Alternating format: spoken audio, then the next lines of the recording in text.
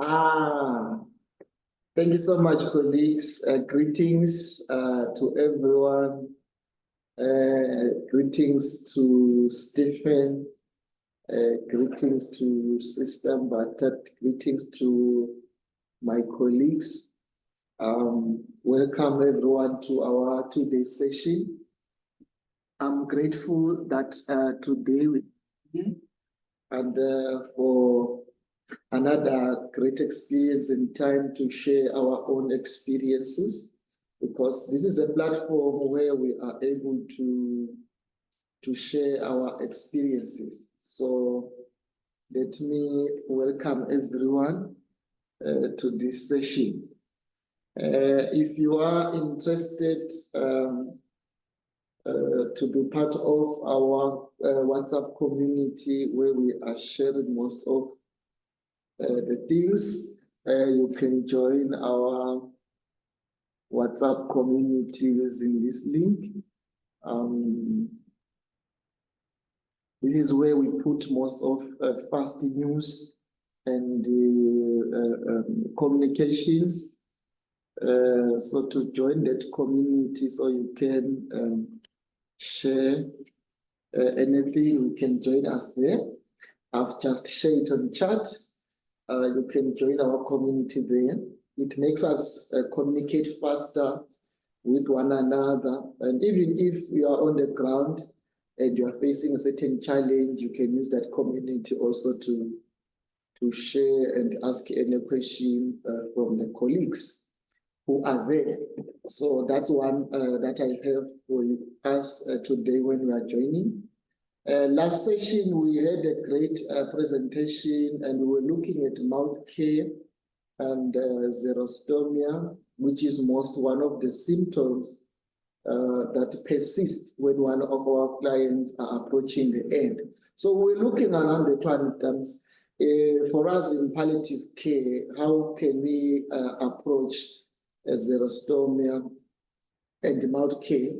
And one of the things we talked about there is it's caregiver and family engagement and education, which is really one of the pillars. Actually, in palliative care, the backbone of palliative care, I think all of us, we can agree, colleagues, that it is communication. If we can communicate very well within the team, and then we can communicate with our colleagues in the workplace, and we can communicate very well with the caregivers, when we can communicate very well with the patient, and then it makes every journey smooth, regardless of the trajectory and regardless of the prognosis of the condition. So it makes it very well.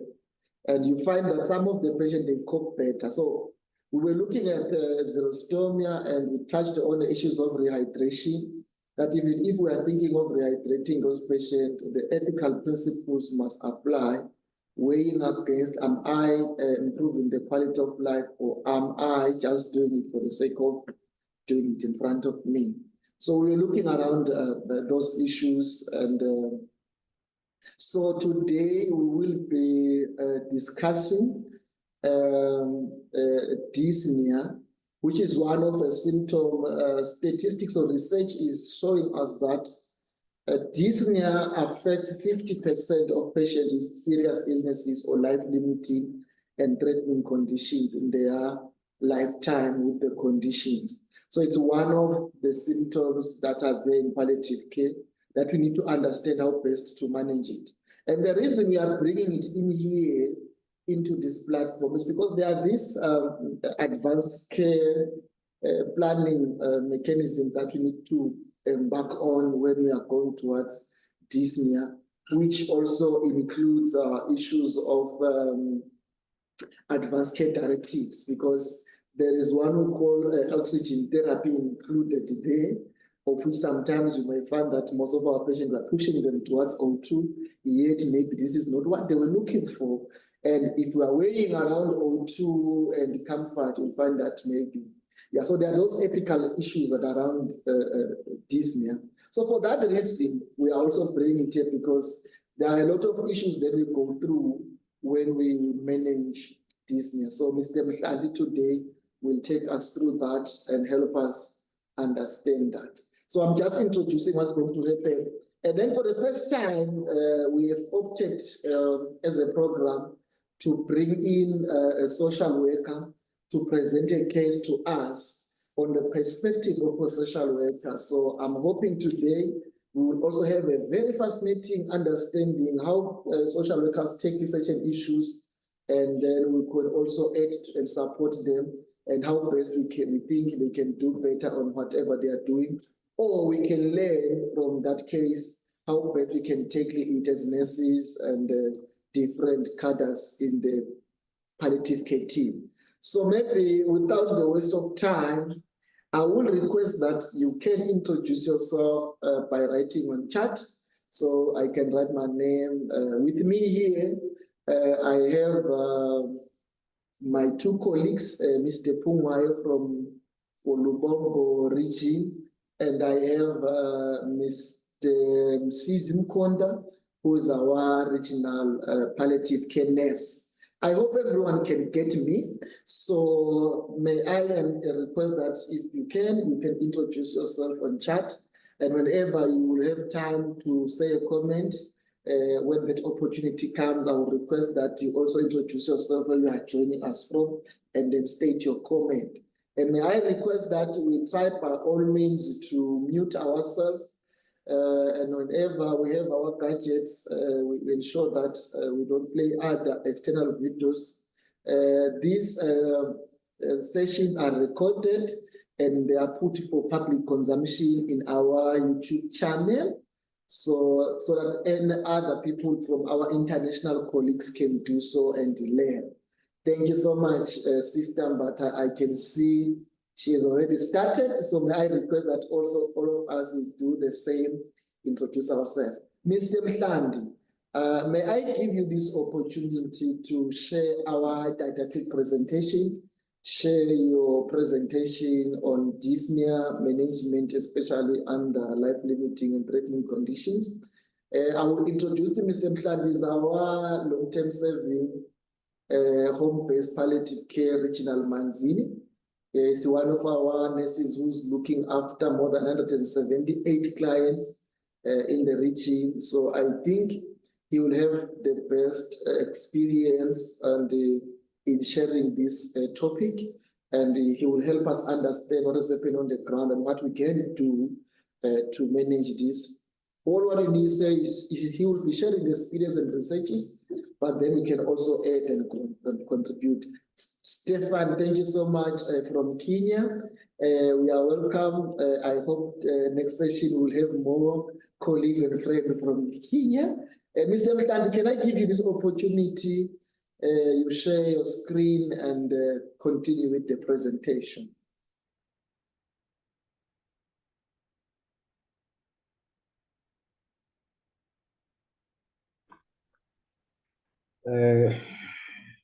Good morning, colleagues. Good afternoon, actually. My name is Sabedo Lukele, as Mr. Matlawa has just mentioned. I hope everybody can hear me. We can hear you. Maybe if you can also put your slide on presentation mode. Okay, sir. We can hear you, Mr. Lukele.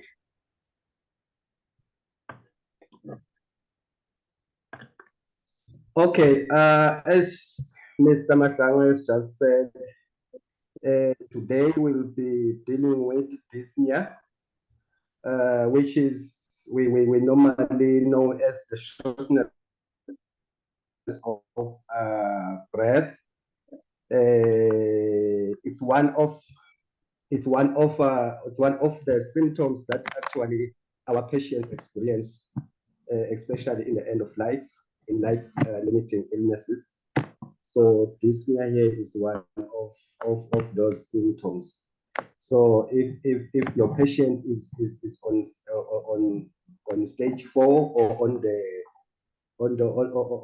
ECOG 4, so dyspnea here is one of the symptoms that our patient may present. So let us quickly look at our objectives. Our objectives here, we are going to discuss the pathophysiology of dyspnea. We'll be discussing the assessment of dyspnea, also describe the diagnosis, and also we will identify the non-pharmacological and pharmacological strategies for managing dyspnea, which is the shortness of breath. So as our introduction, in our screen, it shows that our patients with cancer, African, all know colleagues that cancer is one of the life-threatening illnesses. So dyspnea here is always presenting on our patients. So as it was stated before, it says uncomfortable awareness of breathing. So here it describes as the intense tightening of the chest. There is also a hunger. There's also difficulty in breathing.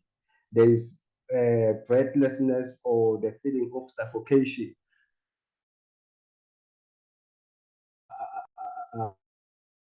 Actually, the signs that the patient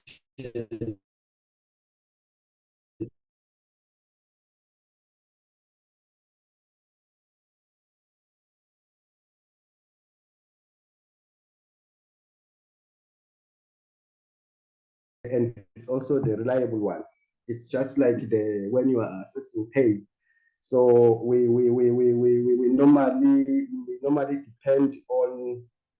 normally depend on the subjective information that we find from our patients.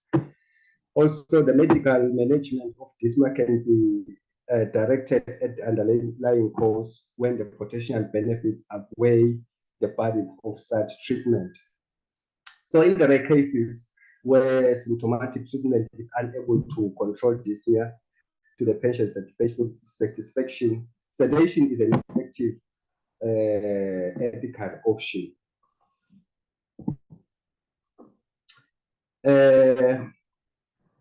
On our pathophysiology of dyspnea, the pathophysiology of dyspnea is incompletely understood and multifactorial, which means it is complex. Sometimes it's hard to understand. It's very complex. It involves a number of systems. It involves a number of elements in the body for aid in the pathophysiological part. So it involves the activation of several pathways that lead to increased work of breathing. It results from multiple interaction of signals and receptors in the central nervous system, peripheral receptors and chemoreceptors, and also mechanoreceptors in the upper airway, lungs, and also in the chest walls. So dyspnea here results from the intricate interaction between the central nervous system, peripheral receptors, lung mechanics, and psychological factors. So here, by identifying the underlying cause is very crucial for effective management. For the drug of choice, you have to do a thorough assessment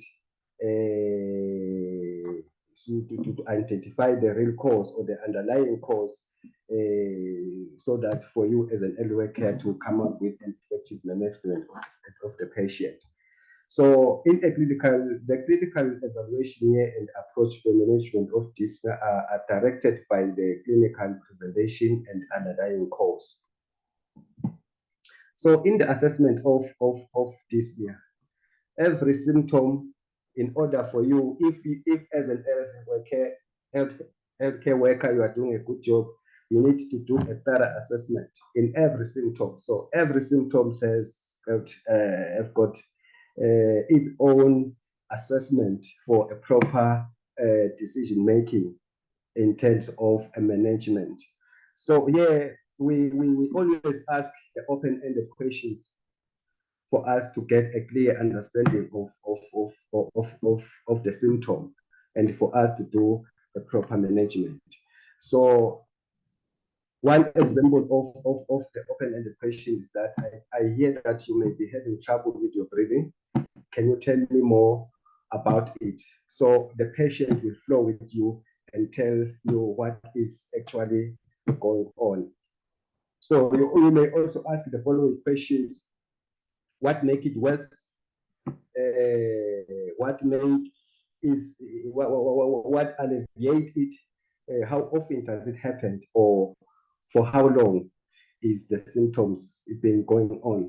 So, like any other, like pain, we do the PQRSTU mnemonic as our assessment tool for dyspnea, so that we can do the management, and it can also favor to the patient we are working with. And also we may use the numeric scales such as the ESAS that will make us good healthcare workers, and that will make us to know exactly what we are supposed to be doing in terms of managing the client. So yeah, in our diagnosis of dyspnea, it is similar to pain. The only reliable indicator of dyspnea is in clinical practice is self-reported, is subjective information. Most of the information we get it from the client. It's the client who is telling you how he is feeling in terms of the dyspnea. There is no other reliable or objective measure of dyspnea. So in a clinical setting, yeah, dyspnea may be measured in a number of ways, whereby we may use the shuttle walking test. The shuttle walking test actually is the measure of the heart rate and blood oxygen level while you are walking. We may also use the visual analog, which is the measure of intensity or frequency of various symptoms. And also the box scales we may also use to diagnose dyspnea in our clients, which is the way of measuring physical activity intensity level. So these are the options you may use in order for us as healthcare workers to diagnose these symptoms, which is dyspnea. So there are causes of dyspnea. They are divided into two. We have got those that are related to cancer and those that are not related to cancer, which are indirectly related to cancer. The one that are directly related to cancer are the pleural tumor. We've got the malignant pleural effusion. We've got the pericardial effusion. We also have superior vena cava syndrome. Those are the causes. They put you at risk in experiencing or developing dyspnea on our clients. So they are indirectly related causes that are indirectly related to cancer. There is pneumonia. We know that pneumonia is happening in our lungs. So if our patient suffering from pneumonia, so dyspnea dyspnea can occur as a symptom that is associated with pneumonia. We've got also cachexia. We talked about cachexia on the last session.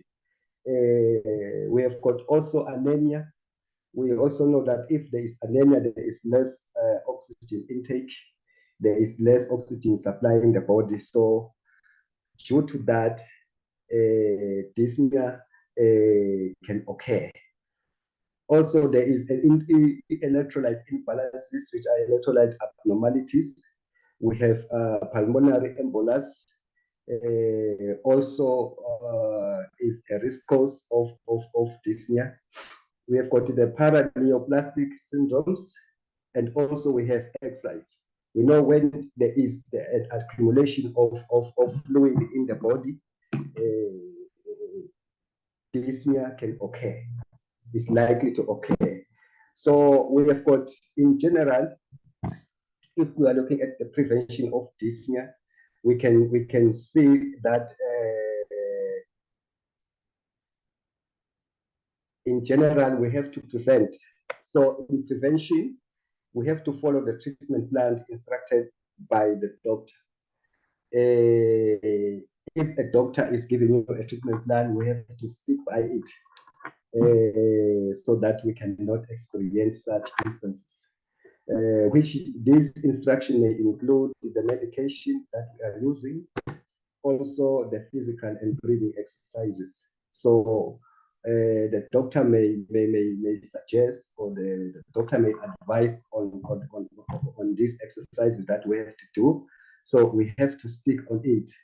So also we have to avoid exposure to irritants such as chemical, such as paint, fumes, or car exhaust. So you can remember when we are dealing with asthma patients, in such instances, wherever they get exposed to such irritants, they can be affected. So dyspnea here also is likely to occur if one, or if our patient is exposed to such irritants. Also, we engage in breathing exercises or relaxation techniques. Also, we have to avoid or stop smoking. We can contribute there in preventing dyspnea. In the end, also maintain a body weight, healthy weight. We have to maintain a healthy BMI. We all know as workers that the BMI is right from 25 to 18.5 to 25. So beyond that, there is overweight and obese. So we have to maintain our weight. We have to maintain our BMI for us to prevent dyspnea in the long run. So when we are looking at the management of dyspnea, we have been looking at the prevention. We have been looking at the assessment. Now we have assessed the patient and came up with a diagnosis that the patient is suffering from dyspnea. So we have to manage. So in management, as healthcare workers, we always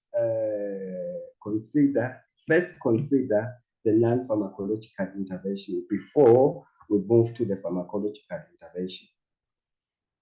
Every time we manage a symptom, every time we manage an illness, we first consider the non-pharmacological intervention.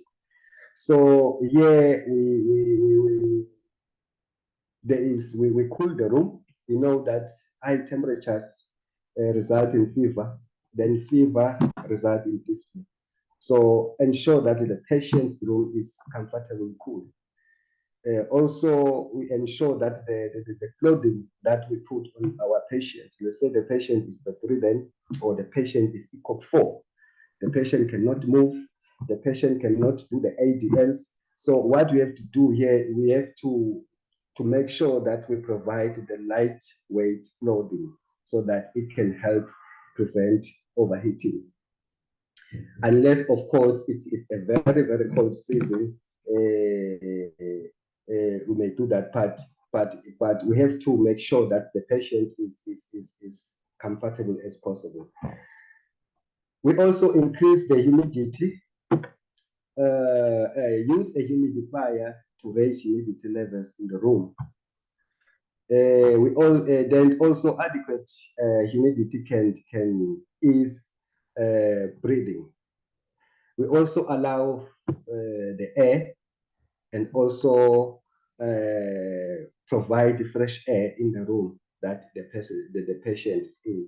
So we also provide the fan so that you can allow the airflow and air fresh. in the fresh air. So the fan, you have to position the fan to blow a direction that at the patient's face, if tolerated. So we also open the windows for airflow. If there is a window on the other side and the window on the other side of the room, you have to open both windows so that you allow the airflow to move around the room that the patient is in. Also do the positioning of the patient. The upright position and deep breathing, you encourage that. Encourage the patient to assume the semi-Fowler or Fowler's position. In bed, we practice deep breathing to enhance lung function. So we have to do all these exercises. We have to look at all these options first before we consider a pharmacological intervention. You may find out the patient feels well even before we manage the patient pharmacologically. So we have to consider non-pharmacologically before we do the pharmacological one. Now, moving to the pharmacological intervention, it can be challenging. It can be a challenging symptom at the end of life. There are strategies and medication there that can help manage dyspnea for patients nearing the end of their journey. That is from ECOG 4. We do that. Then we provide opioids because these are the mainstay, which are the most important part. And the patient with that experience dyspnea entirely depend on that. So we use the opioid. So the physicians often start with opioids such as hydromorphone. They normally give 0.5 milligrams subcutaneously every 4 hours, or morphine. We also use benzodiazepines. This is whereby if dyspnea persists, we use the benzodiazepine. Or if the patient experiences associated anxiety, and benzodiazepine may be added. The drug of choice of the benzodiazepine we normally use is the lorazepam, which is 0.5 milligrams subcutaneously every 2 hours. And that drug can be used with the option to increase the dose if necessary. Also, when managing secretions, because patients may develop secretion, bothersome secretions due to swallowing difficulties. When you have this dyspnea, you also experience swallowing difficulties. Hence, these secretions may develop. So the drug of choice that we use, we may use the anticholinergic drugs such as scopolamide or glycopyrrolate, depending on whether the sedation is preferred. Also, we may use the mouth swabs that can be helpful for mouth dryness. The patient also experiences agitation. So this is related to dyspnea and can distress both the patient and their loved ones. So which means it can affect both the patient and their caregivers or their family members. As we know that palliative care, we don't only focus on the patient, but also we focus on the caregivers. So we have to look, or we have to consider, we have to check every possible way that we can help with our patients. So using an antipsychotic drug such as methotrexate, which is 6.25 milligrams subcutaneously, can help to manage this agitation. So, colleagues, we have to remember that each patient's experience is unique. they present differently. So individualized care is very, very important. It's of prominent importance. So we have to, this takes us back to the assessment. If we are doing a proper assessment to our clients, we will have the best drug of choice that we may use. We will have to decide, we make an informed decision of what medication or what management can be compatible to our patients that we are taking care of, especially those that are experiencing dyspnea. So our summary, we can see that dyspnea is a significant clinical problem for cancer patients. Effective clinical management strategies will relieve the symptoms to the satisfaction of the majority of patients. So if we do the assessment well, we will do the management, we will also be able to choose the strategies, management strategies, in order to help our clients that are experiencing dyspnea. Opioids are the first-line therapy for symptomatic control of dyspnea. As we just touched at the last slide. Also, oxygen and benzodiazepines may be useful agents. So yes, symptomatic management of dyspnea can be pursued concurrently with treatment directed at removing underlying causes. So for refractory cases, sedation may be appropriate and ethical under the principle of double effect. So these colleagues marks the end of my presentation. Thank you very much.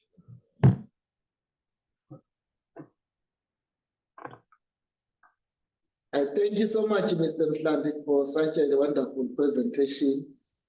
Actually, while we are presenting, we are also reflecting here and also thinking of some of the patients we have ever seen, and I guess we are getting something from this. There are things I will summarize and say I've get from Mr. Mhlanti's presentation is that dyspnea, it's one of the symptoms that is so distressing, and it has psychological and spiritual and social effect on the patient and the family, because it has a greatest impact on the patient's ability to complete ADLs and ILDLs. So it's very important that whenever we encounter a patient with dyspnea, we ensure that we help them to function very well. Another thing that I've captured from Mr. Mhlanti's presentation is that the golden indicator or golden diagnosis is when you get it from the patient's description. So the patient will tell you, and whenever we are doing the assessment, it pulls me back to the principles of communication in palliative care, whereby we are saying one of the things is we need to be non-judgmental and as open as possible as we can, allowing the patients to share how they feel without being intimidated or what. So the open-ended questions will enable us. So communication in palliative care is something we can learn and we develop it every day. So it can also help us to help this patient. I've also learned that today is that one of the things we need to stick on is that whenever we are approaching any condition, the first principle is that to find out the cause, the root cause of the problem, other than addressing the problems, to find the root cause. As Mr. Mhlanti was emphasizing here, that data assessment, finding out what it can be. Then once we found the cause, it lock you into, then I have to choose now that is this a reversible cause or it's a non-reversible cause. Mhlanti mentioned that there's what we call the reversible and then the symptomatic management, which is a palliation. If I cannot reverse the cause, then I need to palliate the effect of the condition so that the patient can be comfortable within the problem. So today we are getting to understand then now that in dyspnea, there are reversible causes, like Hlati mentioned, like pneumonia, infections, and like psychological issues, anxieties and stuff may lead the patient to dyspnea. And we can reverse those. If then I found that those were the causes, we can reverse them using the standard guidelines of reversing those situations. But then when now these are non-reversible symptoms, we embark on symptomatic management, which might include what Mr. Mhlandi has mentioned, the non-pharmacological interventions. And he mentioned that when it's a symptomatic problem, meaning it's an unreversible cause, using opioids, it's very important to manage this. It brings me to the myth that we have as clinicians when it comes to handling opioids. That's why we need to understand that one of the golden drugs we need to have in our facilities is to have these opioids, so they will help us manage our patients very well. He mentioned that we need to have hydromorphone or morphine itself. I was talking with my colleagues when I was presenting, and I was saying hydromorphine is the safest drug when it comes to patients, even those who have kidney failures, because it's safer for the kidney compared to the pure morphine. So it's good to have that one in our shelves, but I think it's something of a national level that we need to upgrade our guidelines so that they can favor even the use and prescription of hydromorphone. But in our context, we are having the immediate release morphine, which we are saying we need to have it because these patients, starting at the low dose, like 0.5, 1 milligrams of morphine, will help us manage dyspnea very well. But then he mentioned that if then you find that you are reaching a level whereby the opioids are sedating the patient, you can consider now at refractory level, you can consider benzodiazepine and stuff, but having the first line as your opioids is very well. What surprises me is that oxygen therapy is not the first line, but then having your fan and stuff, exposing your patient to a good environment will help us. But I will emphasize that literature has proven that also going straight into management of the psychosocial issues of the patient and involvement of the family also contributes effectively in management of dyspnea. In that comments from my side, I'm saying thank you so much, Mr. Mhlandi. I think now we are understanding if 50% of the patients that we have, if at hospice we have 10 patients, 5 of them, probability is 50% that 5 of these patients will develop dyspnea. And once the dyspnea is there, the relatives of my caregivers for this patient will go some other issues. Then we need to educate them, prepare them for the worst while we are hoping the best. So that is very important, that if we know this patient has these conditions that will eventually move down, we need to understand and educate them and prepare them for the worst. May I open this room for comments, questions concerning dyspnea? I'm aware there are doctors already here. I see them sometimes they are coming and going out due to a network. So can we comment on Mr. Mhlandi's presentation or clarify other things that we have seen, share our experiences on dyspnea, especially with patients with life-limiting conditions? I can see Stefan, Mr. Mhlandi saying, thank you so much for your presentation. We welcome Mr. Stefan from Kenya. Anyone else who has a comment or anything to contribute? This is one of the situations in our system as a home-based unit or program. We are experiencing patients who are now experiencing dyspnea due to lung collapse, post-COVID issues. We are also seeing some patients with pulmonary hypertension who requires oxygen, who are experiencing dyspnea. We are seeing patients with lung cancer who are experiencing dyspnea. So we are seeing a lot of these patients coming up now, though we have not get a big number, but we are beginning to see them. In the past years, they were there as end-of-life symptoms, but now we have those patients who have not yet reached the end. Some they are already at terminal, some are still strong. You'll see them recovering, going down and fluctuating, but then you discover that they are going through this. what I've seen is that some of the patients, once we've treated them spiritually and psychologically, sometimes I find them out of oxygen, not taking it. And then saying that sometimes I rest, So when our patients are psychologically strong, there's one client that I have was he's scared of death, but he's aware he will go, but sometimes the thoughts of death come. And whenever he has these anxieties, he requires to be strict on O2. But sometimes he's out of the O2 when he's okay. So psychological effects do have effect on our patients. So yeah. I'm waiting for anyone who wants to comment. Sister, but I can see you can share.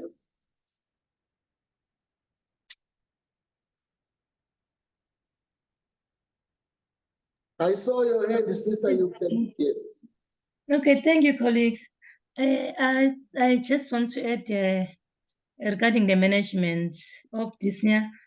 It's just for those patients who can be able to take some walks or exercises, we have to encourage them to do that, because we know very well that this dyspnea can be result from the weakness of the muscles of the respiratory system. And so some walking or stretching helps to increase the cardiorespiratory training for the patients. Thank you so much, sister. Actually, sister is emphasizing the issue of activity, that we encourage them to do some walking. As she's saying that we need to do that, even in KAEXA, you remember when we are saying the best treatment sometimes we can give our patients with KAEXA is exercise. Help them to exercise those muscles. As I say, help them to exercise their cardiopulmonary muscles, so it will help them to overcome also dyspnea. Thank you so much, sister, for that. We are also taking it. I hope also the team is also noting that we need to encourage them to exercise. Actually, in one of the cognitive therapy activities, the maladaptive coping mechanism, once your patient says, I cope by sleeping on the bed, is not a compliment that you need to stick on. That one is a signal that my patient has a maladaptive behavior. So I need to put maybe motivational interviewing or counseling to move my patient to adaptive responses, which might include exercise, having time to take some walk and take some air outside the room or the bed. For those who can ambulate, you understand that also whatever prescription I'm coming for my patient must be of benefit to the patient and must be suitable for my patient. Thank you so much, Sister Mbata. Anyone else who wants to add on managing dyspnea? When you ever met relatives who will approach you scared or terrified that maybe their parent is dying because of dyspnea, and they will be very scared. So I'm thinking when now the relative cannot, or the patient cannot live even the bed. So, it has some psychological and emotional impact on the caregivers when they experience their patient going down, even experiencing dyspnea, let alone when they're approaching the end. That's why sometimes preparing our patient whom we know that the prognosis is going to be poor and the trajectory is going down. So we prepare them for the management of dyspnea when it comes to end of life, so that they are not scared, so they even understand. It could be very nice if we could even engage our patients on advanced care planning in preparation for the worst, that should this happen, these normally are the alternatives that normally is done, so the patient can decide that whenever I'm experiencing dyspnea and I'm at the end of life, please just keep me in the house, just blow air on me. I don't want to be taken to hospital. I want to rest in my house. They have different choices that to make so that it can relieve the anxieties of the caregivers and save them the cost of running to the emergencies and at the end and not be held, because really maybe medically it cannot be nothing. There can be nothing to reverse the situation because it just required symptomatic management. But if then there's no comment from us team, from Mhladi's presentation, I assume that means Mhladi's presentation was clear and reminding us of whatever that we really know. So may I move to our social worker's case presentation today, of which I hope we will be learning a lot from her presentation. Mercy, can I give you this opportunity to share your case and present? If anyone will have a comment, may I request that you share it on chat. We'll be able to see it. I've already shared our feedback link. If ever you'll be able to do that, please click that link and share it with us. Yes. Okay. You can go ahead, Shaban. Thank you, Mr. Mahlangu, and thank you, Mr. Lekele, for the presentation. Good afternoon, colleagues. My name is Mercy Shabangu, as I've been introduced. Today, I will be sharing a case presentation. So the client is a 26-year-old male. He was diagnosed with lymphoma on the 7th of August, 2023. The main problem and concern that I have about this patient is that he has a left groin mass the size of a soccer ball, and he is unable to undergo treatment due to pending tests. Another concern is that he is also on morphine and complains that it can barely control the pain. The client's chief complaint is that he experiences unbearable pain that causes sleepless nights at a scale of 8/10, with flares of up to 10/10. He also mentioned that sometimes he takes medication on an empty stomach, and that he also has difficulty ambulating and sitting due to the groin mass. The pain assessment. So the quality of pain is somatic, and it is located in the inguinal area. The intensity varies from 8/10 to 10/10, and it occurs daily and any time of the day. The pain is chronic, and he does also experience breakthrough pain. It is aggravated by movement and relieved by lying down on a supine position. The functional impact of the pain is that it results to difficulty in ambulating and sitting. The current analgesics that the client is on is morphine and diclofenac, which is partially effective. On the physical aspect assessment, the client has lost some weight, and he has an abnormal gait. He also has mass on the inguinal area and doesn't get enough food during the day. So at times he skips meals like breakfast because his caregiver is not consistent in terms of the times of preparing and serving food. So sometimes he eats very late, which is why he ends up taking medication on an empty stomach. Coming to the psychological assessment, the client presents with mild depression since he is unable to do the tests required for him to start treatment. He also runs out of morphine for days due to its shortage in the nearest facility. So at that moment, when he runs out of morphine, he finds himself catastrophizing, which increases his anxiety level. The social aspect, the client's work, the client is unemployed. He used to be a gardener, but stopped working when he fell ill. His level of education is at primary level, and he is from a lower socioeconomic class.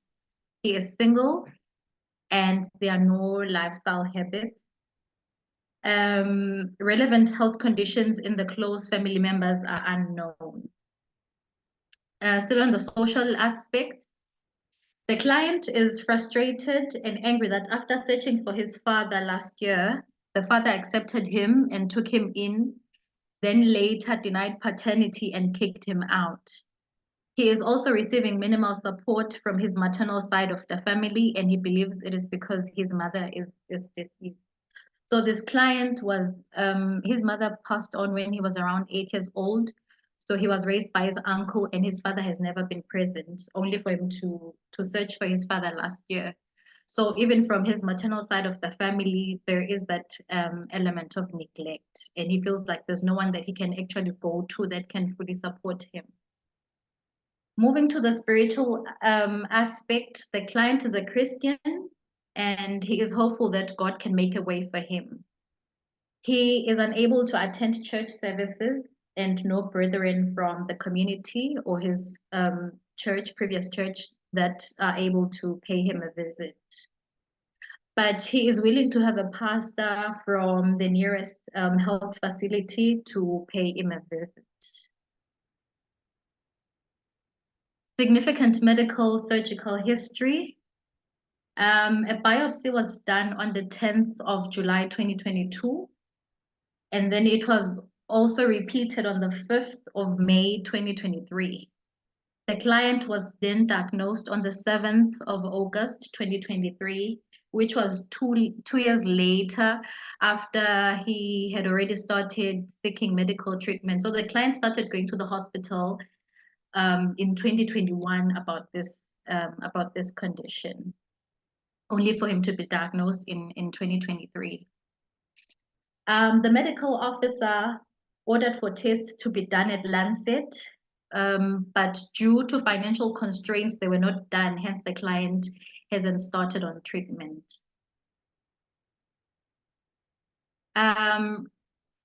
Relevant past medication, the client was on morphine, 20 milligrams, multivitamin, 25 milligrams, folic acid and ferrous sulfate, 20 milligrams diclofenac, 50 milligrams, and Dalcolex, 5 milligrams.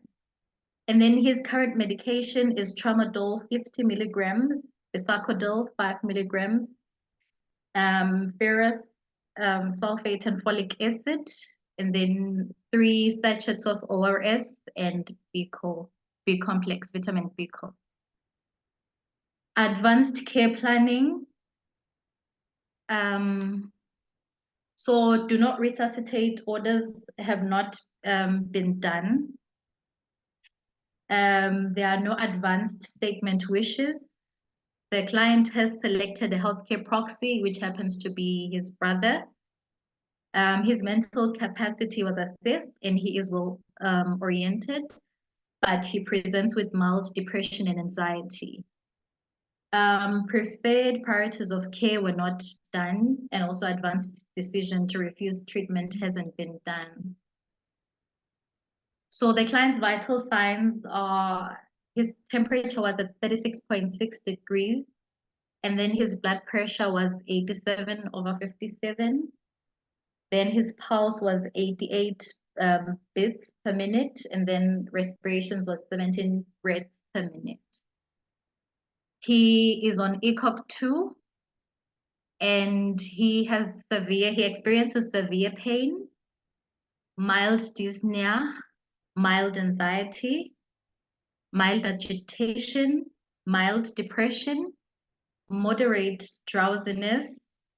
He doesn't experience nausea, anorexia, constipation, or dry mouth, but he experiences moderate poor mobility.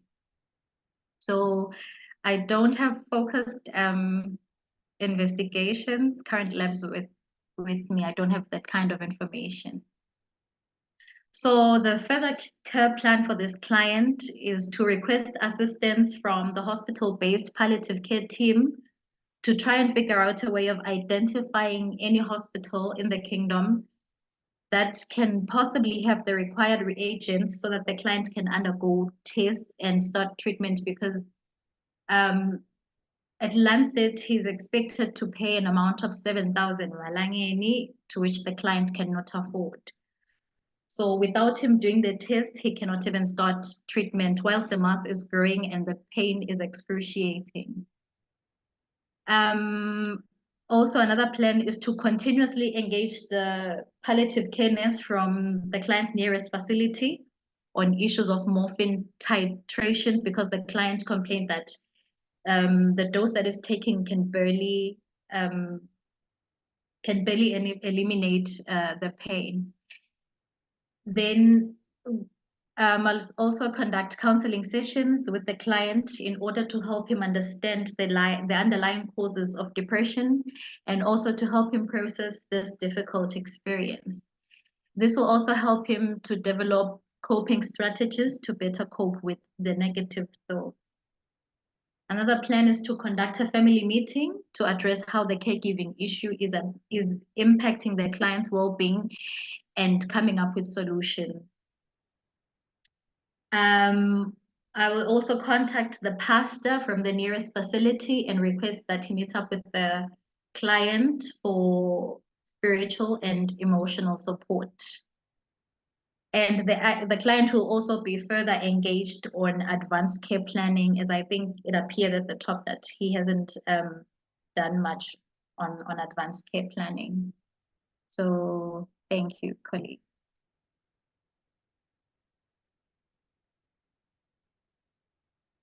Thank you, Mercy, for presenting this case. I think if ever colleagues will want, I will request you to come back and shoot it up again and share it again on screen. But let me just say, Mercy has just presented a very painful scenario. You can stop your presentation, Mercy. Thank you. Mercy has just shared a very painful scenario. Here on this platform, we discuss everything and anything that we feel we can do. And also I will be very happy. I'm happy here we have our hospital-based colleagues. I can see Nonsigelelo here from RFM.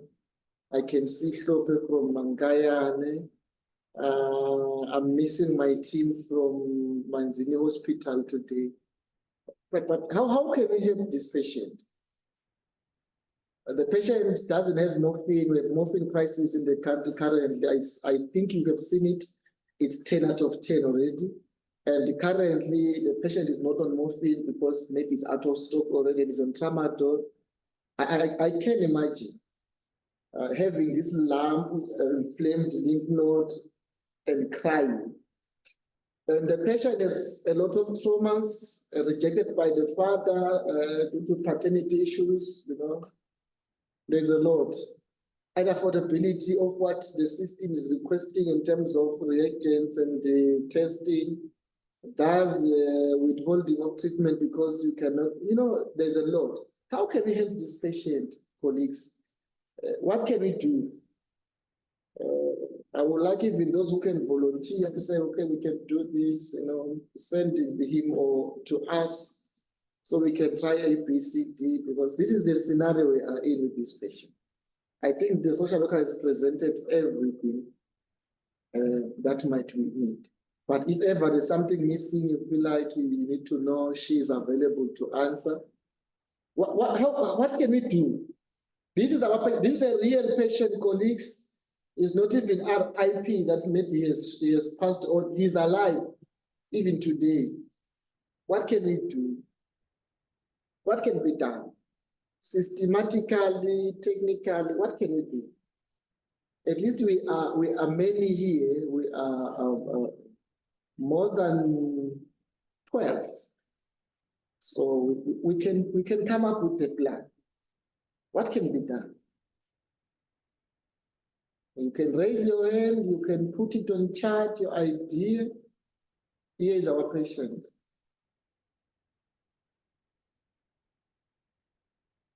Social pain, spiritual pain, psychological pain, and physical pain.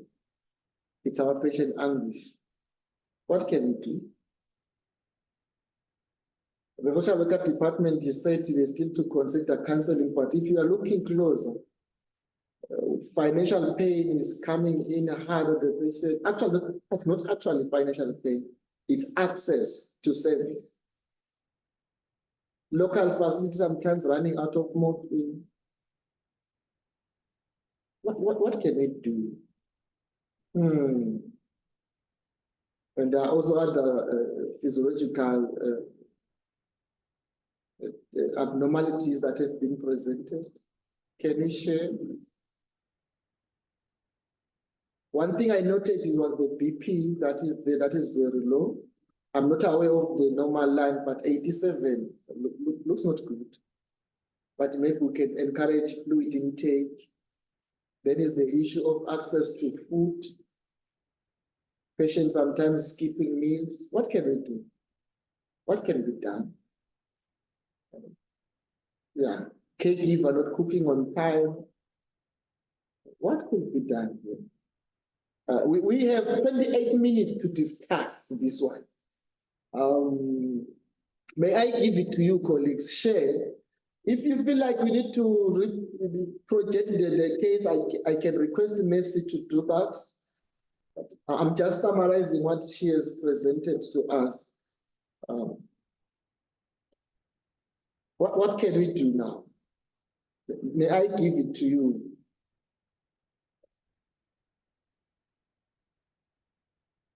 I'm glad we have Stephen from Kenya. Maybe he can also share, if faced with such situations in Kenya, how do you go about in the other side of Africa? Help us, Mr. Stephen, how best we can move in this case. We are faced with this patient in Eswatini.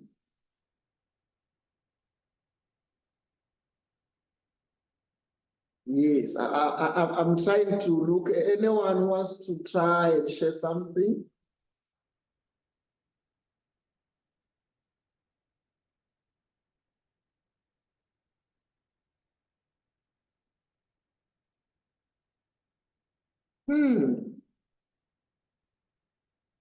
Okay. Okay. So there is the worst scenario in this situation. Mercy said you will engage the patient on advanced care plan. I think that one also will help the patient cope. But there is a worst scenario.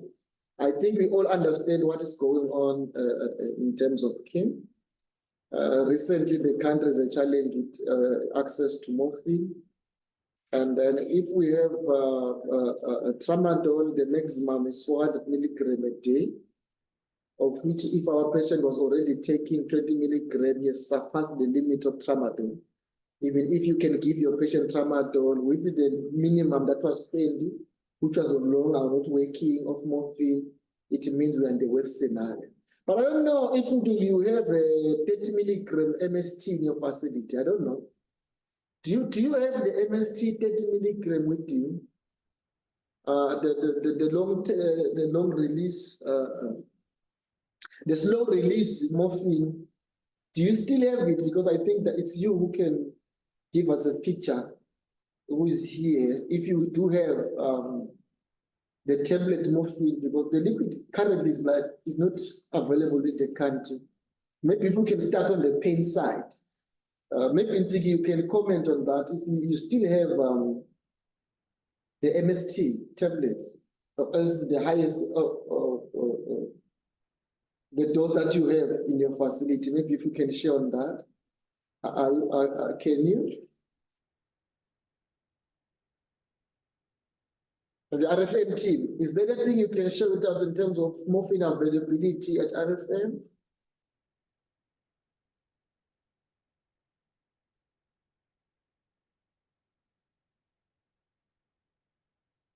I don't know if people can hear.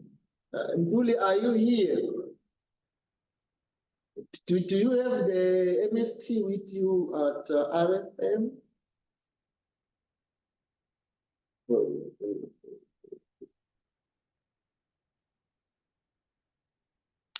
Hello, colleagues. Yes, yes. Yes, Mr. Masang. We don't have the syrup at the moment. We only have the tablets, the 30 milligrams and 10 milligrams only. Okay. So, okay, thank you. I'm just asking because though it's a difficult case because the patient is also experiencing breakthrough pain, But I was asking maybe, want to ask Messi if this client can have resources enough to approach RFM. If the local facility, what the local health facility, maybe next week we can help, so we can see if we can request the patient to go to RFM, because I think if the patient was taking 20 milligrams 4 hourly but was not working, and then we can compute to see what the slow release can be in terms of doses. Maybe might require 60 120 milligrams a day. I don't know. Looking at that, morphine doesn't have a ceiling, so we can go as possible as we can. I don't know, Messi. Without maybe divulging the real location of the patient, maybe the nearest facility the patient was getting the morphine. Which one is the closest? Because I think that's the one we can see. The client gets his morphine from Mkuzweni, which is barely the case. Sometimes he usually uses Mbabane government, because at Mkuzweni there's always a shortage. So yeah, it's the two places, Mkuzweni and Mbabane government. Thank you. I want to ask him, can we link this patient with you? Can you have something to do with the morphine thing? If maybe Messi can link the patient with you. I think from Kuzoni they have one bus, Mom Sawe and Manzini. Maybe they can manage to come to your facility. Can you have an form of assistance in terms of the prescription of the opioid, even if it's the slow release that you have currently? Can you have some form of help for such a patient in terms of the pain management? Because I don't see the tramadol working now. We do allow visiting clients to refill on our facility. Yes, So the social worker can link the patient with you. Yeah, but RFM has started to make patients pay medication. Yes, except the morphine. Okay. The bisacodyl they pay 10 malangeni. So I think maybe the bisacodyl can be provided by Hospice, and then maybe you can assist with the opioid, because I feel like now, because he's on tramadol, it's not gonna work. But maybe with the Dr. Kobe, if not mistaken, is still available. You can compute it from the immediate release was taking to come up with the dose he can take now using the tablet to at least cover the gap. And I think Togotela can even find a way to put an adjuvant or something in between to cave the pain. Okay, Mr. Maslang. We will help the patient when he comes. Okay. I think the social worker will discuss with the patient and feel if they are comfortable. I think she will then call you, so she can give you the details of the patient, so that when he comes, at least you are aware of him. Okay. Okay. Thank you. Thank you so much, RFM, for that assistance. Yeah, that's one of the things I think we've sorted today as a team. I don't know anything else we can do, colleagues. The pain one, can we give the benefit of doubt message that you can link the patient within Ziggy's team? Yes, Mr. Maslang, I think it's doable. Thank you. Okay, another problem that was there, colleagues, what else can we do? Anything that we can do? I'm aware that Messi says they still to sit down with the patient in terms of discussing advanced care planning. I would emphasize that it's gonna work for this patient, preparing for the worst while hoping for the best. I think it can also help our patient to prepare and psychologically be stable in such a situation. It's gonna be very difficult because some of the things are systems related. For example, the unavailability of reagents, so that the patient can get the diagnosis clear and be initiated on treatment if required.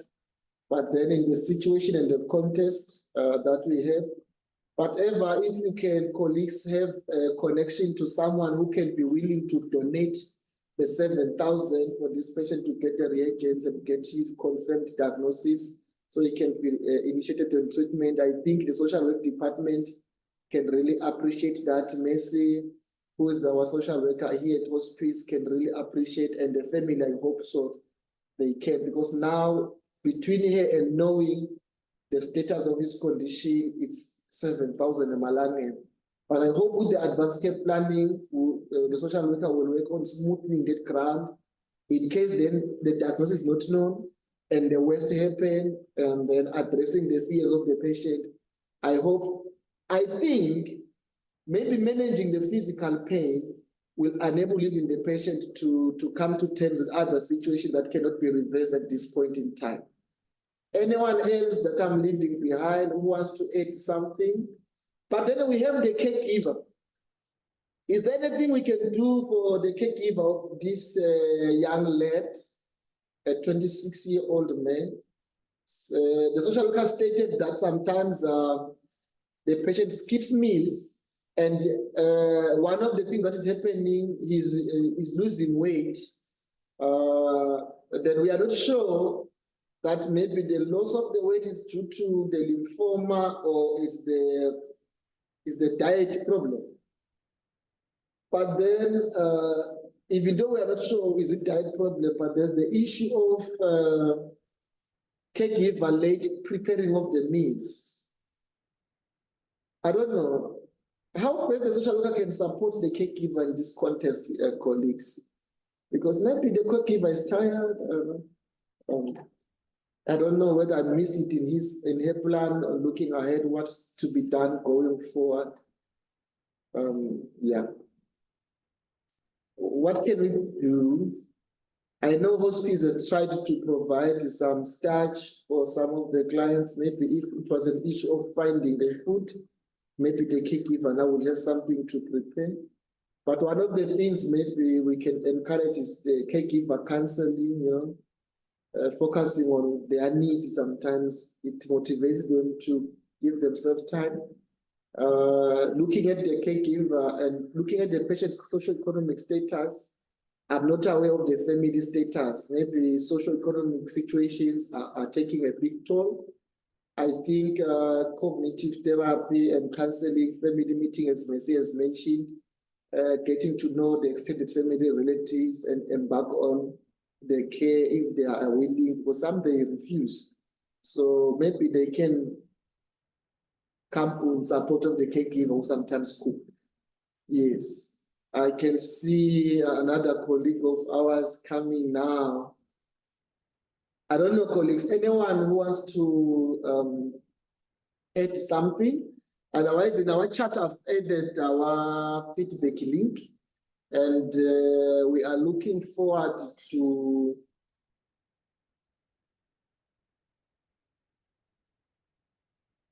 anyone who wants to add something, colleagues. I have 15 minutes on my watch before we can end the session.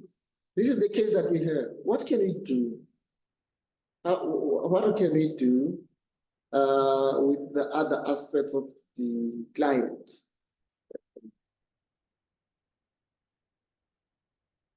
Maybe I can also go back to Mercy if there are other things you want to clarify or share, Mercy, from this client.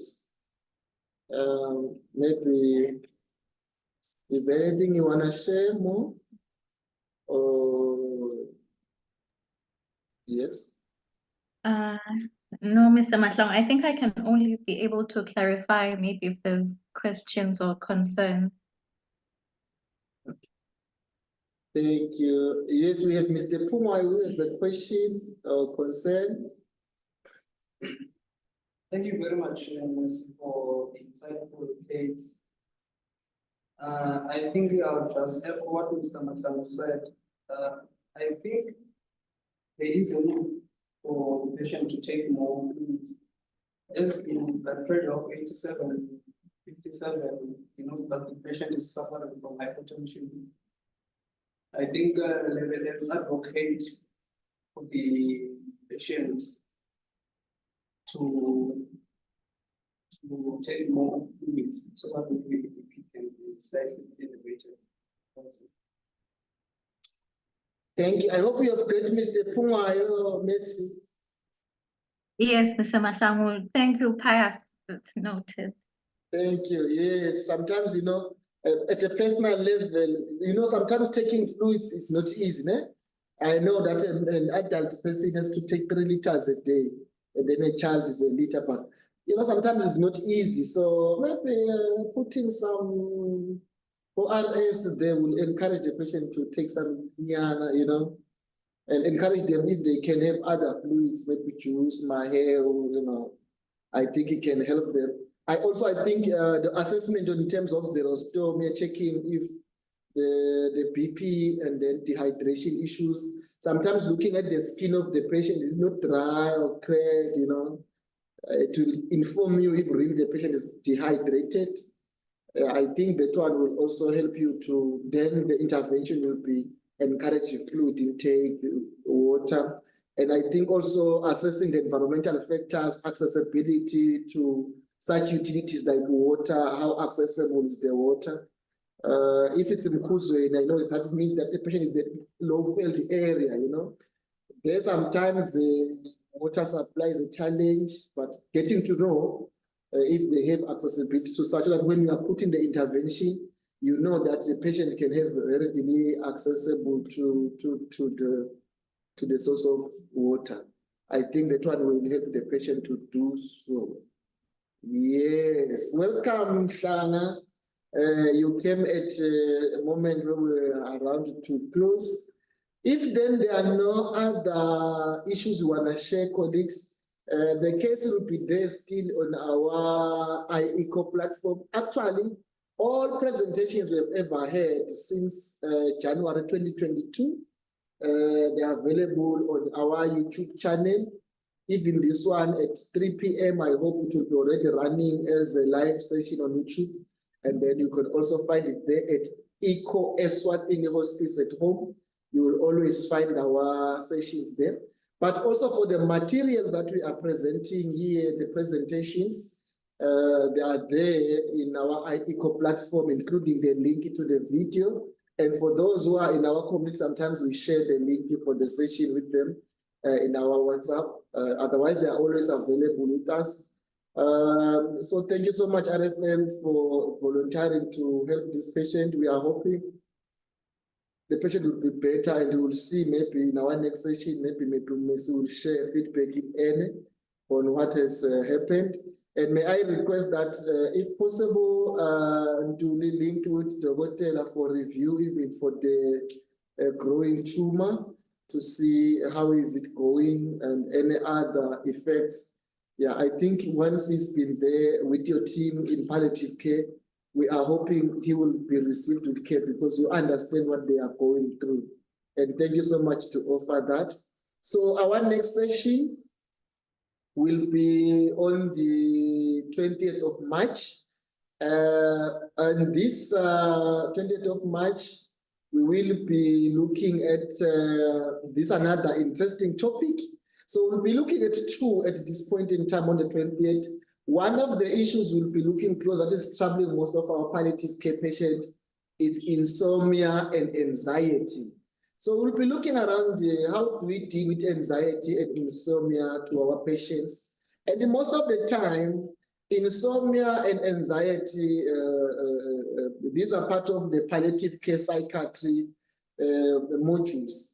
But then we have decided to bring them here because this is one of the symptoms of problems our patients go through. So we'll be looking at insomnia and anxiety in palliative care.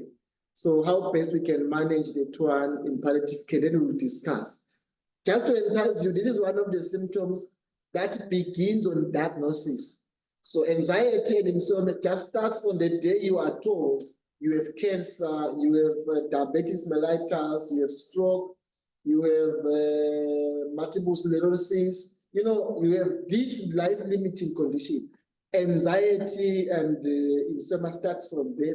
The moment we are discussing end of life or we are presenting end of life symptoms to the caregiver and the family, The patient will begin to gain anxiety when he saw some of the symptoms like dyspnea, like we have been doing. So how best can we manage the anxiety and insomnia?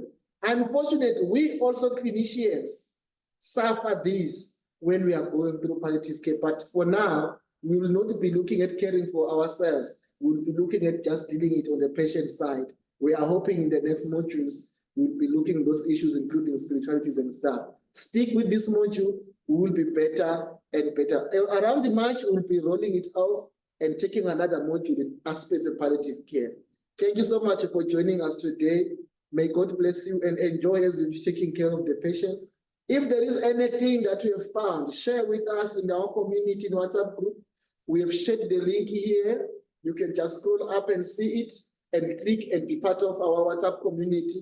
Share with us. If any evidence you have seen in palliative care studies and stuff, share with the team. We are here and we are so grateful to have you, Stefan from Kenya.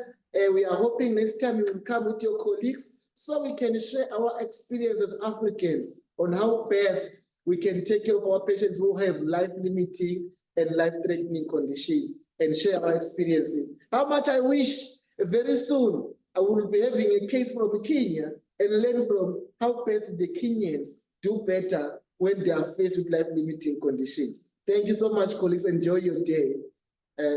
From us as Hospice at Home, please enjoy. And see you on the 20th of March. Bye-bye, colleagues.